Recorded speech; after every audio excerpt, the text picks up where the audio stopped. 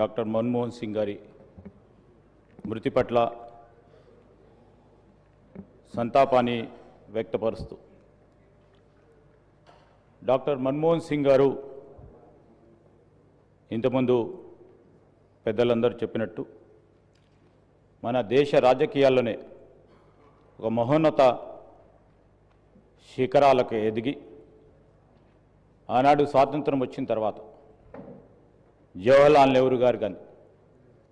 ఇందిరాగాంధీ గారు కానీ రాజీవ్ గాంధీ గారు కానీ పివి నరసింహారావు గారు ఏర్పాటు చేసిన పునాదులపై ఒక సమున్నత ఆర్థిక సౌధ్యాన్ని నిర్మించారు అధ్యక్ష. భారత ఆర్థికాభివృద్ధికి ఈ దేశ అభివృద్ధికి ఆ నలుగురు తమ తమ